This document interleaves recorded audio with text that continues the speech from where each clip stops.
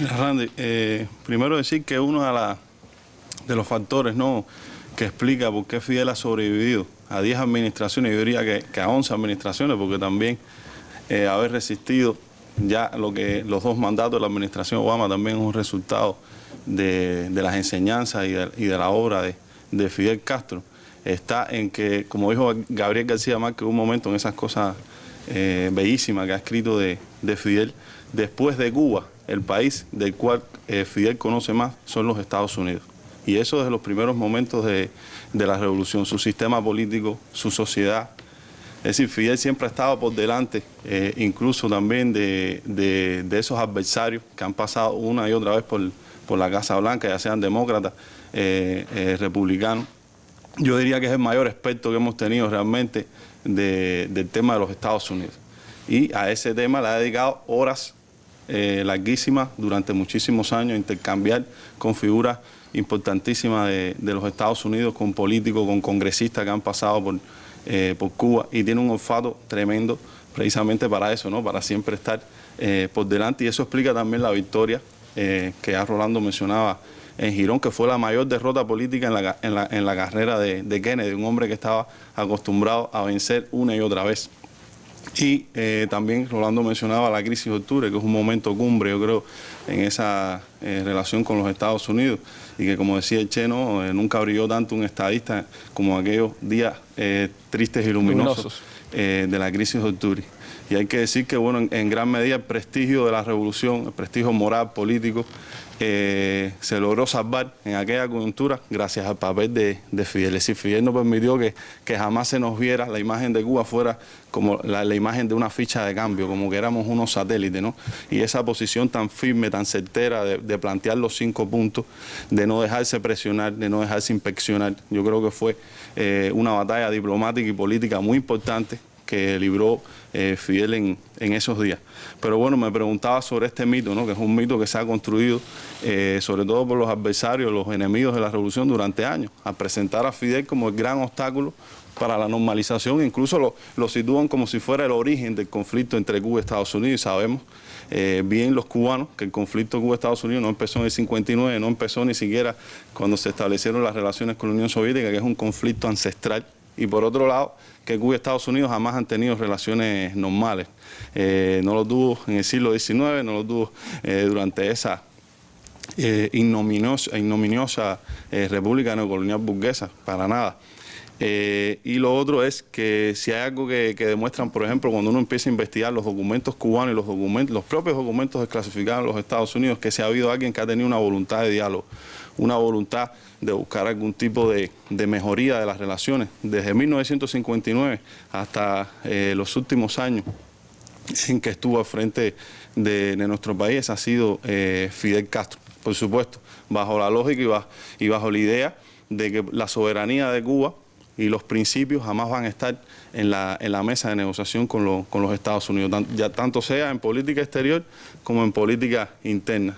Yo que he estudiado esta etapa de la administración Carter, por ejemplo, tengo en la memoria uno de esos documentos que me impactó mucho, ¿no?, en una de esas conversaciones en que participó el líder de la revolución, que hablando sobre el tema de la independencia de Puerto Rico, por ejemplo, él decía a uno de esos funcionarios norteamericanos que visitó nuestro país en esos años enviados por Carter, es decir, mientras hay un puertorriqueño que defienda la independencia de Puerto Rico, nosotros tenemos el deber moral de defender la independencia de Puerto Rico. Y bueno, ahí entraba a explicar todas las razones históricas, políticas, y así mismo fue con el tema de África. Sí, si Cuba hubiera seguido una política exterior oportunista, con mucha facilidad quizás se hubiera normalizado esas relaciones, pero ¿a qué precio? Al precio de la dignidad. Y bueno, se ha demostrado que esa postura histórica de Fidel de defender esos principios, esos ideales, la moral siempre por encima de todo, bueno, fue el resultado que dio también el 17 de diciembre del 2014. Pero bueno, hay que hablar, por ejemplo, de la visita de Fidel en abril del 59 a los Estados Unidos. Su primera visita, ¿no? Es su primera visita. Después estuvo en la ONU en varios momentos, ¿no? Pero esa primera visita, bueno, después del 59, él había estado ya en el año 48, en el año 55 y en el año 56, pero después del 59 esa visita al exterior que fue la segunda que hizo después del triunfo, primero había ido a Venezuela, fue con el objetivo de continuar la llamada Operación Verdad, pero también para buscar de alguna manera un entendimiento del gobierno de los Estados Unidos y también del pueblo de los Estados Unidos de lo que estaba pasando en Cuba, y que era evidente que iban a haber intereses que iban a chocar, que iba a haber una confrontación, pero Fidel lo que estaba buscando es que no fuera de manera abrupta y buscar algún tipo de entendimiento. Fidel no fue invitado por el gobierno de los Estados Unidos, fue invitado por la Sociedad de Editores de Periódicos de los Estados Unidos. Y paradójicamente en ese momento no se había firmado la ley de reforma agraria, no había relaciones con la Unión Soviética, no se había declarado el carácter socialista de la revolución. Y lo primero que hace Eisenhower en una reunión del Consejo de Seguridad es valorar la manera, alguna manera para negarle la visa a Fidel Castro. Lo que pasa es que ya la visita estaba demasiado adelantada y era una vergüenza, ¿no?, si realmente Estados Unidos tomaba esa medida. En medio de las enormes simpatías que había despertado la revolución cubana en Estados Unidos. Y entonces no le quedó otra alternativa. Bueno, prefirió irse a jugar golf, como sabemos, y dio esa tarea a Christian Hertel, secretario de Estado, y a Richard Nixon, que bueno, sabemos esa reunión que tuvo con Fidel. Vicepresidente norteamericano en aquellos tiempos. Donde trató de darle lecciones de cómo gobernar a Fidel, y que bueno, como él cuenta en sus memorias, salió de ahí convencido de que había que destruir la revolución cubana por la manera en que las ideas ya que defendía el líder de la revolución. Se rompen las relaciones diplomáticas en enero del 61 y no fue Cuba la que provocó ese rompimiento. Eso es un tema que pudiéramos abordar, pero sabemos que no tenemos tiempo. Pero bueno, durante la administración Kennedy, incluso después de la invasión mercenaria por Plan de Giro, ya empiezan a haber señales de parte de Cuba y por supuesto de Fidel que demostraban esa voluntad de diálogo.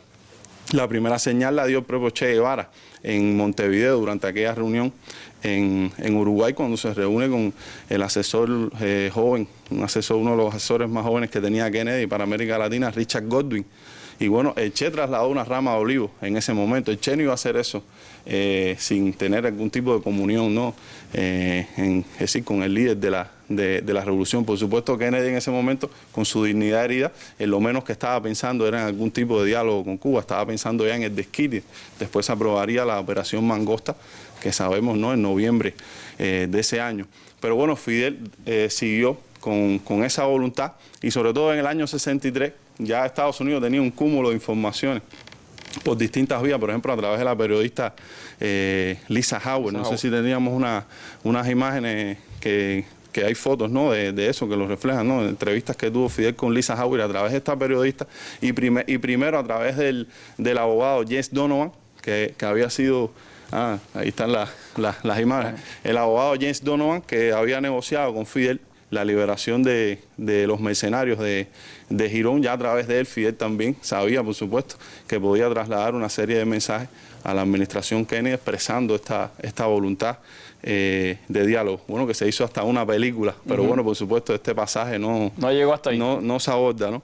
Y bueno, realmente hay que decir que incluso cuando Kennedy es asesinado el 22 de noviembre del 63, Fidel estaba reunido con un periodista francés, Jean Daniel, que venía con un mensaje de Kennedy que Fidel entendió como un mensaje de paz, aunque estamos también conscientes, y los propios documentos lo demuestran, que nunca renunció tampoco a la idea del cambio de régimen, ¿no? Quizás exploraba en ese momento algún otro camino para lidiar con la revolución cubana.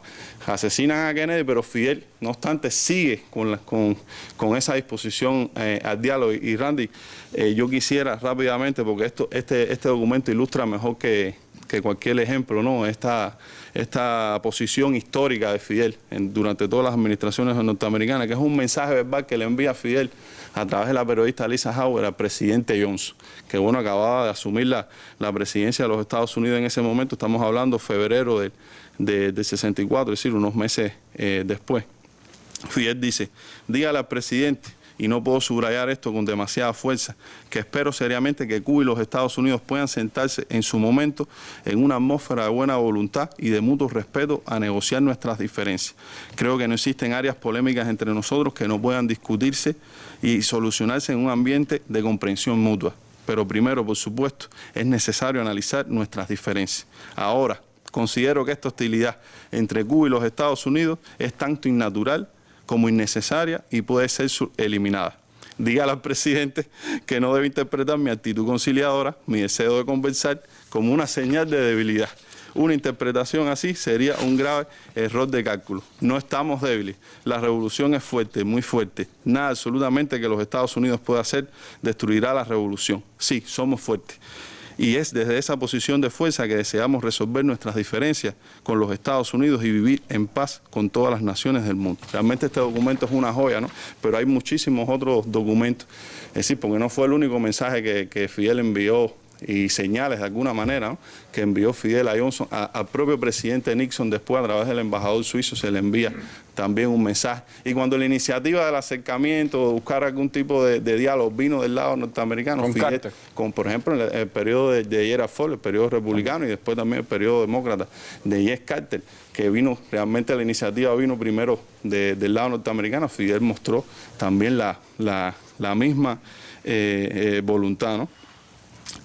Otra idea que me gustaría destacar en este tema de las relaciones Cuba-Estados Unidos, el papel de Fidel, es el poder de seducción y de influencia que también ha tenido Fidel sobre todos estos políticos que han visitado nuestro país. Y por ejemplo, recuerdo ahora en la etapa de Carter, la cantidad de congresistas que pasaron por la isla, y no es casual que la mayoría de ellos cuando regresaban a los Estados Unidos presentaban un informe pidiendo el levantamiento del bloqueo y la mejoría de las relaciones con Cuba. Eso dice mucho también de ese poder de seducción y de influencia que también Fidel tenía sobre muchas de estas figuras que participaban en estas conversaciones. Recuerdo, por ejemplo, una conversación de diciembre del año 78, en la que viene, por ejemplo, el asistente para América Latina del Consejo de Seguridad Nacional, Robert Pastor, y que después se le entrevista, años después, para que contara un poco de esa conversación con el líder de la revolución, y él dice: yo sentí que un tren me había pasado por encima, porque Fidel,